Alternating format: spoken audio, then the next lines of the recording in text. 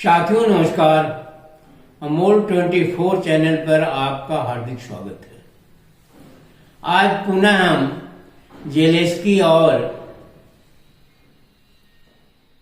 America के राष्ट्रपति Trump की वार्तालाप के संदर्भ में आपसे चर्चा करेंगे।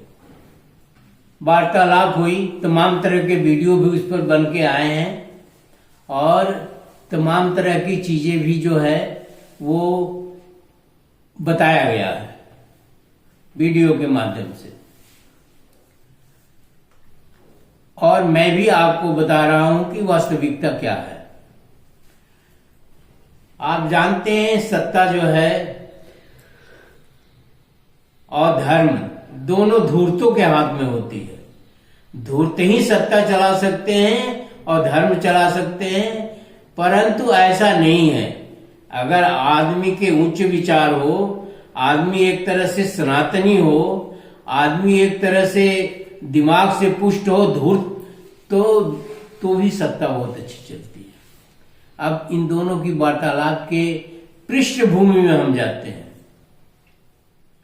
कभी जेलेंस्की और रसिया की लड़ाई शुरू हुई थी तो जेलेंस्की मतलब यूक्रेन और अमेरिका के संबंध बहुत अच्छे थे। सारा हथियार की सप्लाई अमेरिका करता था और पैसे लेता था। बिजनेस चल रहा था। युद्ध भी एक बिजनेस है, झूठ बोलना भी एक बिजनेस है, ढोंग पाखंड आडंबर भी एक बिजनेस है। आप जो ये पूजा पाठ करते हैं मूर्तियों की और इनकी और जो रीति रिवाज मानते हैं, ये भी बिजनेस है।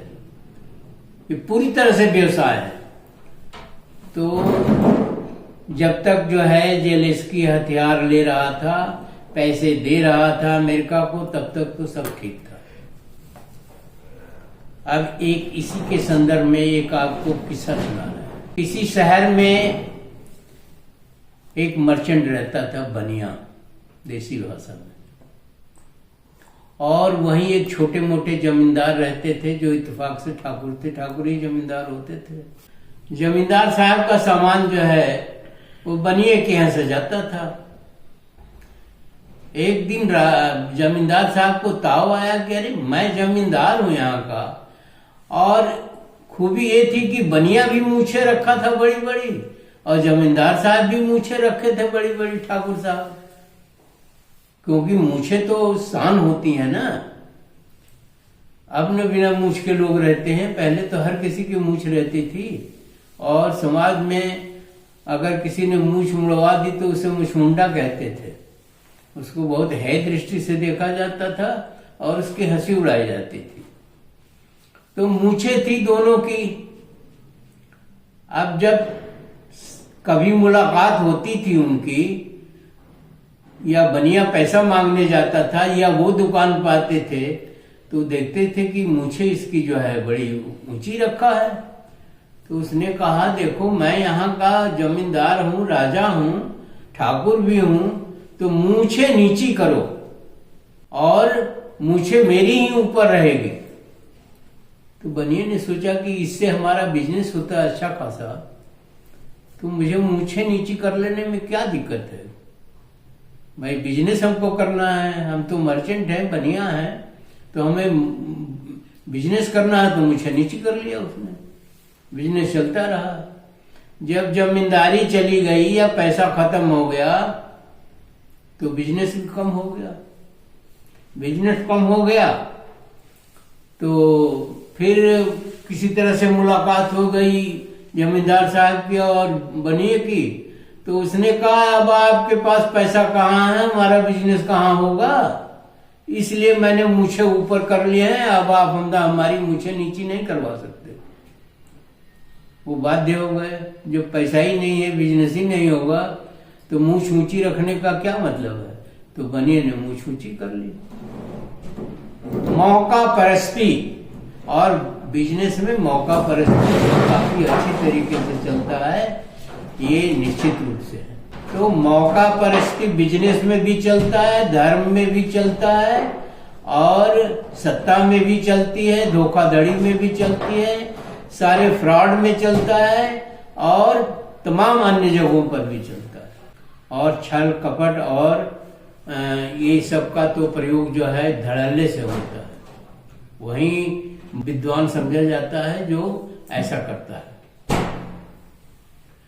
अब यहाँ हम उसका उदाहरण कर रहे हैं, जब जेलेंस्की के पास पैसा खत्म हो गया और उसने जो है हथियार खरीदना बंद कर दिया, तो ट्रंप ने जो है अपना उसे फटकारना शुरू कर दिया कि तुम हमारे किस काम के हो, अब तुमसे कोई बिजनेस नहीं हमारा होगा तो तुम्हें किस काम के हो, तो तुम्हें फटकारना ही सही है और यहां से भगाना ही सही है। अब दया खाते में तो कुछ है नहीं, दान खाते में कुछ है नहीं, वो तो मूर्ख और अज्ञानी के यहाँ चलता है। दान खाता जो है वो मूर्ख देते हैं और होशियार लेते हैं, पूजा मूर्ख करते हैं और होशियार कराते हैं। तो उसी तरह से जेलेंस्की को इतनी फटकार लगाई ट्रंप ने कि तुम अब बेकार हो चुके और तुम्हारे पास न पैसा है न रुपया, हम हथियार क्यों दे, तो लड़ाई बंद करो। और अगर लड़ाई नहीं बंद करते हो तो तुम्हारे पास इतनी क्षमता नहीं है कि तुम ये लड़ाई जीत सको। जब वो लड़ाई शुरू किया था तब उसने मना नहीं किया अमेरिका ने कि भाई ये काम बंद करो ना करो, क्योंकि उसे हथियार बेचना था। इसी तरह की स्थिति अमेरिका ने पाकिस्तान के साथ किया। अमेरिका पहला देश है जिसने 1948 में पाकिस्तान को पहला देश है जो मान्यता दिया और उसको अपने चंगुल में लेकर के हथियार सप्लाई करता रहा, पैसा लेता रहा, पैसा देता रहा, जो कुछ भी करता रहा। अंततः एक समय आया जब पाकिस्तान जो है बिखरने की कगार पर आ गया तो उसको लात मार के भगा दिया। अब पाकिस्तान की बात अमेरिका में नहीं होती। अब पाकिस्तान का पूरा चैप्टर पटाक्षेप है, पहले तो बहुत था, क्योंकि उसके प्रधानमंत्री भुट्टो जिनकी फांसी दे दी गई, वो कहते थे हम भारत से 1000 साल तक लड़ेंगे और खुद को उनको फांसी दे दिया जियाउल हक ने, और वो कुछ नहीं कर पाए। तो इस तरह का अमेरिका पूरे दुनिया में इस तरह की स्ट्रेटेजी चलाता है, इस तरह की जो है प्रक्रिया उसकी है, इस तरह की उसकी सोच है। उसे पैसा लाना है, देश को समृद्ध करना है, देश को अच्छे तरक्की करना है, तभी वहां उन्नति होगी। उन्नति यूं होगी कि जितने ये नए नए खोज हो रहे हैं, जितने ये नए नए प्रयोग हो रहे हैं, इसमें पैसा लगता है, तो पैसा चाहिए। अब आते हैं भारत के शासकों पर। भारत के शासक अपनी पीठ खुद थपथपाते हैं कि ट्रंप हमारे दोस्त हैं। राजनीति में कौन सी दोस्ती होती है मूर्ख? राजनीति में तो कोई दोस्ती होती नहीं है। राजनीति में कोई दोस्ती नहीं होती है। राजनीति में हिसाब किताब होता है, छल कपट होता है, पैंतरेबाजी होती है। और आप खुलेआम कह रहे हैं ये हमारे दोस्त हैं, गले मिलते हैं, पीठ थपथपाते हैं, नौटंकी करते हैं। और चाइना का विस्तारवादी नीति है, कम्युनिस्ट कंट्री है। अमेरिका का तो चलो अब डेमोक्रेटिक है, आप भी डेमोक्रेटिक हैं, आप तो डेमोक्रेटिक नाम के हैं, वो तो एक्चुअल डेमोक्रेटिक है। पर चाइना तो कम्युनिस्ट कंट्री है। चाइना से आपका क्या मेल खाता है जो आप जो है झूला भी झूलते हैं और दोस्ती का ढिढोरा पीटते हैं? तो दोस्ती का ढिढोरा आप इसलिए नहीं पीटते हैं कि गलत पीटते हैं। दोस्ती का ढिढोरा पीटने में आपको भारत के लोगों को, समाज को, अपोजिट पार्टियों को, प्रबुद्ध लोगों को डरवाना था कि ट्रंप हमारे दोस्त हैं, दुनिया की सबसे बड़ी हस्ती हमारा दोस्त है, जी जिनपिंग हमारे दोस्त हैं। और आज जो है आप भी किनारे हैं, देश भी किनारे हैं। वो धमकियां दे रहा है कि लगा देंगे टैरिफ और तुम्हारे होश ठिकाने आ जाएंगे। और अभी उसने आपके आदमियों को कड़ी बेड़ी लगा करके यहां भेज दिया और आप चीची करके रह गए, आपका कोई बस नहीं चला और पूरी दुनिया में भारत की बदनामी हुई। आपके दोस्त ने ही कर दिया। आपके दूसरे दोस्त ने जो है तमाम चढ़ाई करके और जमीनें ले ली और आप चीची करके रह गए, आपका कोई बस नहीं चला। और यहां आप कहते हैं कि एक अकेला सब पर भारी। 56 इंच की छाती है। देश को बर्बाद मत करिए, आप सत्ता में रहिए, कोई गिला शिकवा नहीं है, पर देश की बदनामी और देश को बर्बाद न करिए ढोंग पाखंड आडंबर से और गलत संदेश दे करके। इतनी प्रार्थना है देश के हर युवा वर्ग के, बूढ़ों को तो कोई बात ही नहीं, हम लोगों के तो 2-4 साल में चल देंगे ऊपर, उन्हें क्या होता है, लेकिन देश की बदनामी नहीं होनी चाहिए। देश का एक जो नेहरू ने बनाया है एक भ्रमजाल, जो देश का एक नेहरू ने खाका खींचा है, इंदिरा ने खाका खींचा है। इंदिरा के जमाने में इसी अमेरिका की जो है हिम्मत नहीं पड़ती थी, चाइना तो कभी गई नहीं। हम देश के हित में बात कर रहे हैं, हम किसी के खिलाफ बात नहीं कर रहे हैं और न करना है। लेकिन देश में रहते हैं तो मुझे भी लगता है कि हमारा देश अगर पूरी दुनिया में छाया रहेगा, या हम समृद्ध रहेंगे, या हम अच्छी तरह से रहेंगे और कभी दूसरे देशों में जाएंगे तो ये होगा कि भाई भारतीय आ रहे हैं, ये भारतीय हैं, एक गरिमा रहेगी, न कि ऐसा लगेगा कि गुलाम है। जैसे इंग्लैंड में लोग जाते थे तो उनको गुलाम ट्रीट करते थे, अरे तुम तो गुलाम देश के रहने वाले हो। तो ऐसी स्थिति न क्रिएट हो वाहवाही में और बड़बोलापन में, और कि देश की बदनामी हो। कोई दोस्त नहीं होता राजनीति में।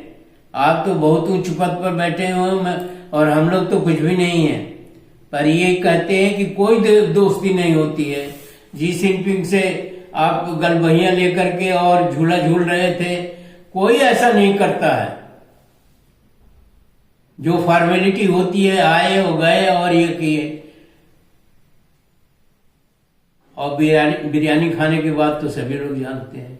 तो देश की बदनामी न करिए, देश की बदनामी करना ठीक नहीं है, ढोंग पाखंड आडंबर फैलाना ठीक नहीं है। देश की उन्नति के बारे में सोचा जाए। आज अमेरिका टेक्नोलॉजी बेच बेच के खा रहा है। कभी टेक्नोलॉजी के नाम पर जीरो था, जैसे हम हैं आज जीरो। ये है कि गैलीलियो ने जो कहा पृथ्वी घूमती है और सूरज नहीं, तो उसकी फांसी के आदेश हो गए, कोर्ट ने किया अज्ञानता बस।